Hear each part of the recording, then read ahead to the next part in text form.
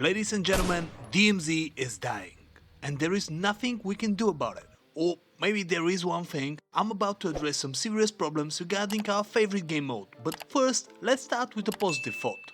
Hey guys, welcome back. I fucking love DMZ. It's the best thing to happen to Call of Duty in a long time. It takes off the sweat from Warzone and gives space for some chill and giggles. It gives you a purpose. You gotta dive in and focus on the tasks at hand while dealing with a whole lot of variables like time, enemies, locations, but in a different way than Warzone. In a way that's a lot less punishing for you if you're new, looking for a fresh change of pace, or just a 36-year-old dad like my bro who doesn't have the time to be competitive in a mode like Warzone. It's like Escape from Tarkov and Fortnite had a baby in a totally not weird way. They had the right idea, copying the extraction royale genre of Tarkov, made it look like it had the brightest future because of the arcade feeling of Call of Duty, and then they buried it in shit. And I'm not talking about broken guns or unlimited armor glitches, I'm referring to pay-to-win bundles. You know, the ugly rose skin that you must sacrifice your vanity for just to have a free UAV at start?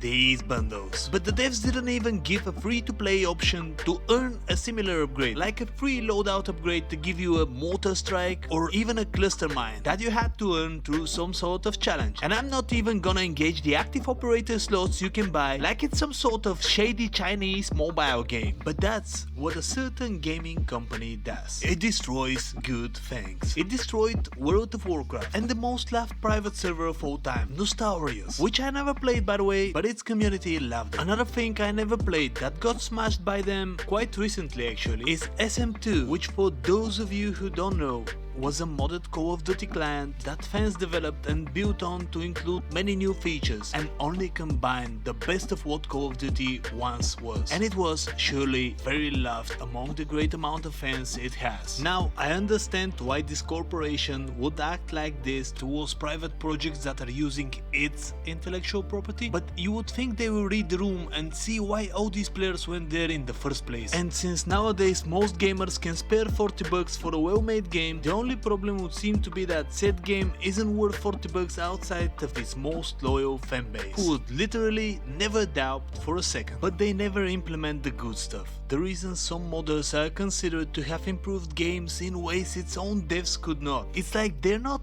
even trying. People are more interested in watching guys like Asmongold or TimTheTatMan instead of playing the actual games, which is why they're bringing TimTheTatMan as a $20 skin in-game. Don't get me wrong, I love Tim, but really Activision? Really? Clinging to him for attention? They're trying to milk as much money as possible from the remaining player base, instead of trying to bring in more new players to buy their game and enjoy the battle pass and skins for the cosmetic value. I love the OG Call of Duty. Modern Warfare 1 and 2, they were amazing games, and I loved World of Warcraft. But the people who made these games are long gone, and the new guys under this same flag either don't give a flying fuck about what do the players want, or have just decided that they're okay with going all EA about it and copy-pasting the same game every year, which kinda sucks, doesn't it? And even though they decided to go with the flow with the idea that this game is gonna be a 2-year game, we all know that's not happening. And before even fixing most general glitches and crashes, they've already announced the next FIFA, I mean Call of Duty, set to launch later this year, which brings the question, what happens with all the pay-to-win DMZ skins you bought? Or any others for that matter. Actually, what's gonna happen to DMZ as a whole?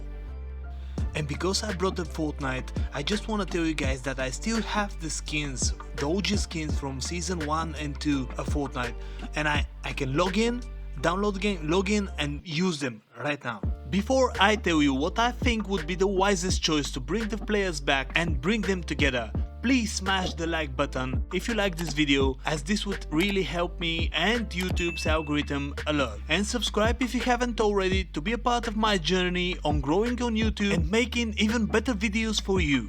I promise I won't let you down. And also, cookies.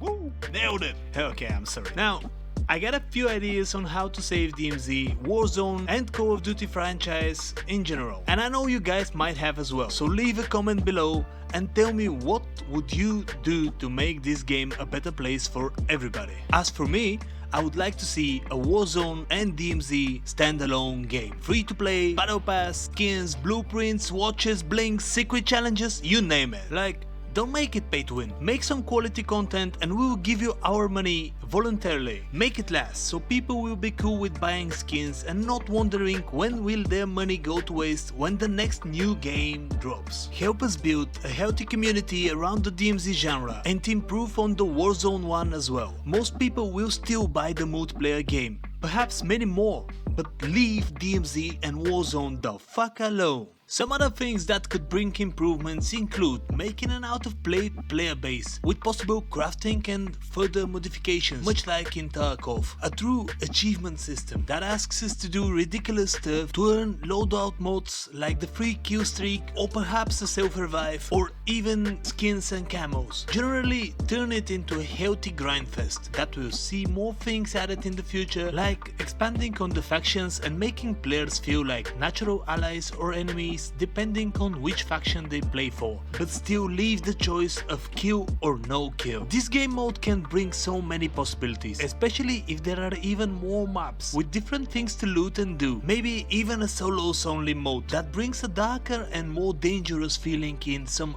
unfriendly kind of place like a Pripyat map. Instead, we're getting more of the same. Some DMZ updates here and there, but what mostly feels like a 5 days worth of content with each season. And the Warzone player base is dropping to record low levels. It just feels like a multi-billion-dollar company has no desire to serve its player base, but rather try to get off with as much profit of something they know for sure will die very soon. Rinse and repeat. No wonder it's the second most hated gaming company worldwide. Ugh.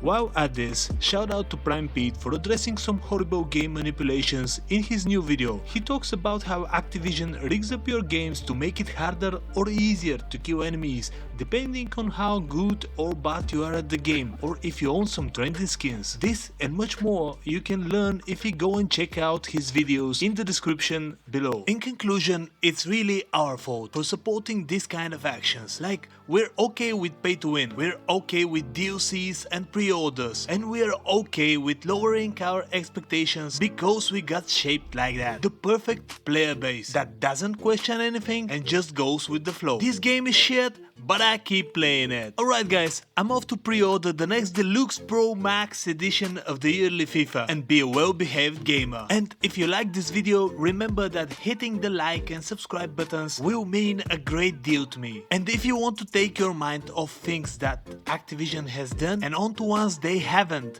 watch this movie trailer I made about Call of Duty. Once again, thanks for watching, and if you've stuck till the end, you're a real champ. I love you. Thank you. And remember, they can only sell us what we buy.